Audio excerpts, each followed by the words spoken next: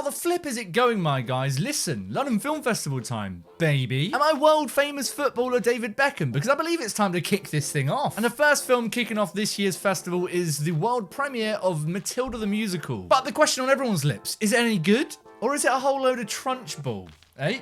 See what I did there? I'll see myself out. So this one is a film adaptation of Tim Minchin's banger stage musical, Matilda the Musical. It's directed by Matthew Walkers, and it's got a pretty good cast here. People like Stephen Graham, Andrew Risborough, Emma Thompson, and Alicia Weir as Matilda. I was skeptical going into it because, as with anything that you know you like in the form of the stage musical, there's obviously always that fear that they're not going to do it very well. Especially I find adapting stage into film. There's a lot of differences in the mediums, which mean that things don't always translate as well as you'd like them to when you slap them in front of a camera. But I think on a whole here, Walkers does a really good job of capturing what made the musical so great and just doing it on screen. And there's a few things he has to do right there to work. One of those is doing the music justice. I'm a big fan of Tim Minchin's stage musical score, and obviously the songs are the same songs here, so not particularly surprising that they're still good, but I really enjoyed seeing the main numbers done on film. I thought they were handled on the whole really well. Lots of really fun visual flair to it all. Obviously with musicals, I suppose you have a lot more room just to do some weird, fun, surreal shit, and with it being a Roald Dahl musical, you have a little bit more room, I guess, there to do that fun, over-the-top nuts shit. Really good choreography and clear blocking in each of the musical set pieces, which is essential, I think, when you're doing a film adaptation of a musical. There is the addition of some new music here as well for the film, most notably a song towards the end, which didn't really land for me as much as the other songs. I kind of could have lived without it, but I see why they wanted to add that in there, just in terms of the way that the film's narrative plays out. But I did really like the way that this film throws itself through the musical numbers. There's always a bit of a fear with musicals that it's just kind of a long film made up of musical sequences. And I'm going to stop you before you say, Stu, that is literally what a musical is. What are you on about? Where are you going here? I don't like watching a musical that feels just like musical sequence and then just I could take it or leave it. Musical sequence, I could take it or leave it. Musical sequence, you know what I mean? I don't like feeling like it's just getting to the next musical sequence, then the end. All that to say that I think the style and the kind of visual flair and the creative side of this thing, the funness of it all, isn't strictly kept to musical sequences and makes for a satisfying and consistent whole, I think. And that's held together, I think, by some really strong performances. Listen, Alicia Weir as Matilda, I thought she did a really good job. It's tough to hold a film at any age, but she's very young, clearly, and she does a great job. She crushed all of the singing, all of the musical numbers, and she did do a really good job with the character beats throughout the film as well. But aside her, the rest of the cast are all doing good stuff as well, namely Emma Thompson. I mean, we've got to talk about Emma Thompson as Miss Trunchbull. She's clearly having the most fun ever, and that's always fun to watch. We love Emma Thompson. I don't need to explain that, I'm sure. I'm a British person, so it's like we come out of the womb and you just get injected with a shot of just like, hey, you now love Emma Thompson. So tough fucking luck. We love her. She's great. She's immediately at home in this role.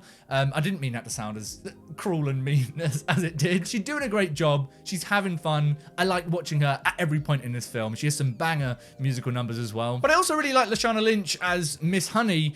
I've always had a very strong infatuation for the Miss Honey in Danny DeVito's film.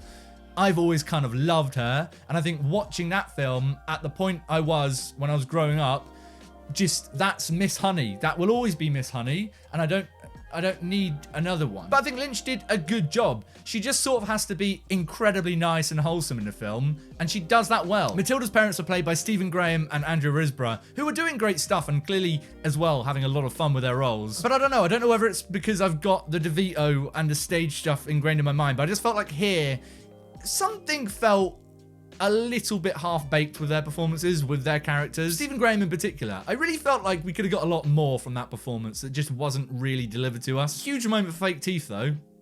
Those are a thing. But I think the main thing that I took from all the performances is that everyone is just clearly having a lot of fun. And I think that helps get you on board in this film, where it might have ended up falling back. And I think particularly the first act, the beginning of this film, I was a little bit worried that the style and the look of this thing was going to get a bit more grating rather than, you know, fun and quirky. It's doing that sort of borderline obnoxious and, I want to say, tacky visual style where everything's big, bright colors, everything feels incredibly artificial. That is a style that can be very hit or miss for me, and I do think overall though it does work. It took a little while for me to really click with it, but I do think it feels at home with the personality of this thing, and it feels at home with the personality of Tim Minchin's musical score. Although I did find it slightly grating at points, and I have to say there are some questionable sort of effects in there and moments of green screen.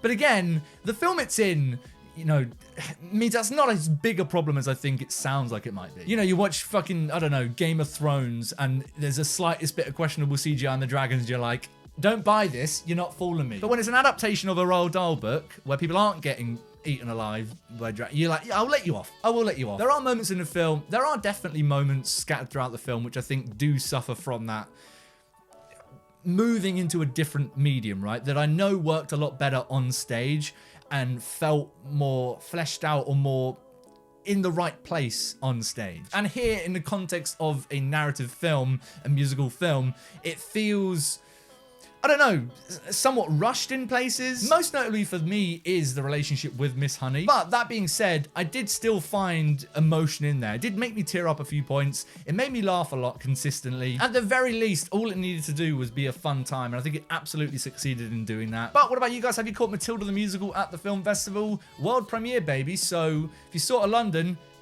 no one else has seen it before you. Congrats. Hey, if you like this video and you want to see me talk about more shit, subscribe button's down there. Sure, I don't need to tell you, but lots more film reviews coming from the London Film Festival. Socials are down there as well, including my Letterboxd, which is where I'll be posting a bunch of initial reactions to the films I'm seeing. I will see you guys very soon for more thoughts on the next film I happen to catch at the festival.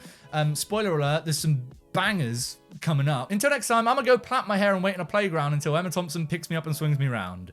That did sound creepy as I said it, actually.